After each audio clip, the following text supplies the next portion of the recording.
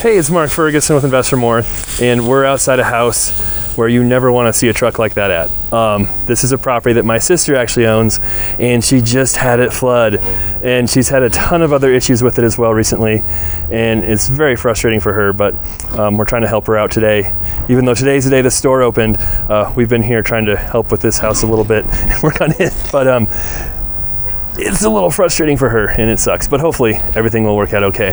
So this property is one she's had as a college rental for a number of years, and it actually had college students who brought bed bugs into the house, and they had to go through that remediation process. We're taking a long time to get that fixed, make sure it's okay so the bed bugs weren't gone. They remodeled it, got almost everything ready to go, and they actually had the cleaners here to clean the house for it to be rented, and they turned the heat off, and when they turned the heat off, the pipes froze and completely flooded the house. And you can see it is not good. So the restoration company was here. We think they sucked all the water out, but all these hardwood floors are completely soaked. You can still see water there. You can see the windows. It's so bad. I'll show you the rest of the house here too. And the other issue right now, the power's off. They think the water shorted out the main water line. So we have all these fans left over from the property that we just had flood, one of my rentals, and we brought all these fans over here, and then the power's off and we can't get it on. So we have an electrician coming. Hopefully he can figure that out and help with that too. So we'll show you the property. Of course, check out investormore.com for much more information on our flips, rentals, be an agent, all of that great stuff. And our new book's almost out too. But yeah, we love the likes, comments, shares, and hopefully we can show you some of the bad things that happen with rentals, but there are some silver linings too. It won't be the end of the world as well. And I have never been in this house, I don't think. She's had it for many, many years, probably 20 years if I had to guess. And it's a neat house, and this kitchen is fantastic. And I have no idea if she did this or I'm guessing she did, but it's pretty modern. But this is way nicer than the rentals I have. So we do not do granite or the tall cabinets like that, but it looks great. Now the windows don't look so good. But like I said, it's not the complete end of the world when this happens. There goes the restoration truck. She just hired them to do the water. So we'll talk about that too, about how to handle a situation like this. I've talked about it in my last video, but it's important to figure out your strategy as well with who does the work and how they do it because of the price it can cost. Like I said, there's no power, but you can see water is everywhere.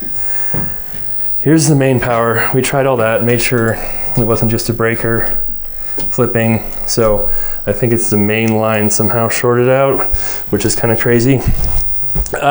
So all this had lots of water in it. Luckily there's a floor drain. She said, oh, that's got some power, right? Look at that, that's on. These are on. There's some power. Okay, I'll have to tell them that. It might just be the upstairs, or maybe there's just one area that's working. Who knows, but there is some power here, that's good. So, when you have a flood, you can call a restoration company. They can come out here right away, suck up the water like you were seeing with those hoses. That's gonna cost you a lot of money, right? Now, they're also gonna wanna come in here and tear out all the sheetrock, tear out everything they can to prevent mold, put their fans in, put their dehumidifiers in, all of that. That's also gonna cost you a whole lot of money. Like we're talking tens of thousands of dollars to have them do it because they're emergency restoration companies. They charge an incredible amount of money. So what we did and what my sister's doing, we actually had people who came and sucked the water out, my own crew. She's having the restoration company suck the water out, then she's bringing in other people to tear out the wet material, the drywall, sheetrock. We've got our own fans going. She'll probably rent a dehumidifier from Home Depot like we did, or maybe it's all-purpose rental, one of the two. But anyway, that will save you literally like $10,000 doing that. Now, if you don't have the resources to do that, hopefully your insurance will pay for this, but there's no guarantee, right? Sometimes insurance companies will try and get out of things like this. Sometimes they won't. Sometimes they'll be cool about it. Mine was pretty good. but there's no guarantee they're gonna pay for all of these things. So if you can save some money, try not to go too crazy, just doing, letting the rest of the company do everything, you're probably better off. But, some people don't have that option. You can see the water everywhere. So we'll take a look upstairs here too as well. And then talk a little bit about the bed bugs here as well, because that's one of the reasons why it's been sitting here so long, and that kind of caused this whole issue in the first place, because she had to come in, remodel it after the bed bugs and the last tenants who were not nice to the property, and go from there. So here's the upstairs. It's got kind of a cool closet. That's kind of neat. And then Nikki was just saying, my project manager, the neighbor came over and said his power's out too. So now we're wondering if it's an Excel issue, power company issue, or if somehow our flood knocked out power to his house as well. But then it's really weird that there's some power still to the basement. So that's a very confusing situation.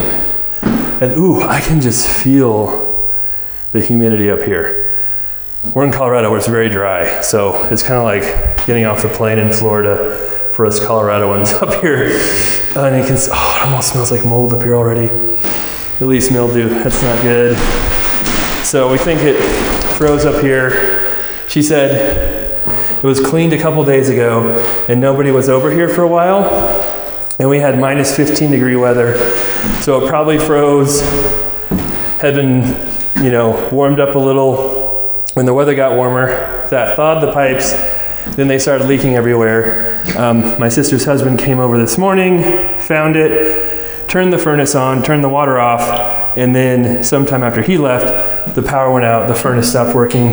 So what a just not fun situation. Water all over here. So it could have been one of these lines in here that froze. And what is, that's water. Is that moisture? Jeez. Up the walls. So it's a neat house. But yeah, she's had a lot of problems lately. So being a landlord isn't all fun and games. I've made a whole lot of money with rental properties. They've been amazing for me. My sister's made a lot of money with rental properties too. She loves them. But you have to be prepared for situations like this. It's not all awesome and always, a money maker. You have bad situations. That's why you always plan. You have reserves for money. You have insurance. You have people that keep track of your vacant properties, and you act quickly when things like this happen. That can hopefully minimize some of the damage. But insurance is a big help. Hopefully that'll help pay for almost all of this. As far as the bed bugs go, that's another situation. We've had bed bug situations too. We have videos on those, but the tenants had bed bugs. She brought in people to treat them. They came back. Eventually the tenants left. I don't know if she had to evict them or if they just left, but they left the house trash. So she had a bed bug company come through and do all the work there, where usually they superheat the house, is how we had it done. I'm not sure what she had done. And then she waited a few months to make sure they were gone, because bed bugs can come back. And also in Colorado, if you rent a property and it had bed bugs within the last 6 months, you have to disclose that to your tenants. If you sell a property, you don't have to disclose it, but if you rent it again, you have to disclose it. So she was kind of waiting that time to make sure all the bed bugs were gone, get it inspected again, wait that 6 months, and then she'd try and rent it again. And so after all that time waiting and then getting the house fixed up, this happened. So it's so frustrating, but hopefully they can get it cleaned up. The big issue, this hardwood floor is probably going to buckle and warp and just be destroyed. That's what happened to our hardwood floor. Even with the dehumidifier in here, even with fans running, it just soaks up the water. And right now it looks okay, but it won't look good in a few days or even the next day. Windows, doors, ceilings, just who knows how much of this whole ceiling right here, you can see water dripping from the light. All that's got to come down. A lot of these walls too. So just a frustrating situation. So we'll keep trying to help her out. I think our electricians just got here to try and look at everything. Go from there, try and get that working again, and then we'll hopefully get fans going, dehumidifier, all that stuff, since we've become pros in flooded houses lately. And and she's also left for Las Vegas today too, which is awesome timing. These things always seem to happen when you're gone. All right. Oh, thanks for watching. Kind of a quick haphazard video, but we'll try. We might have an update on this one after everything's said and done. Come back through here and see what it looks like, how much they have to tear out, how much they have to redo, and let you know how the insurance handles it too, because that's a big thing. So make sure you have the right insurance policies in place. If you have a rental property, make sure it's a renter's policy. If it's a flip, make sure it's a flip's policy. That's very important as well. All right, like I said, check out investformore.com. We love the likes, love the comments, love the shares. We'll be back with more again soon.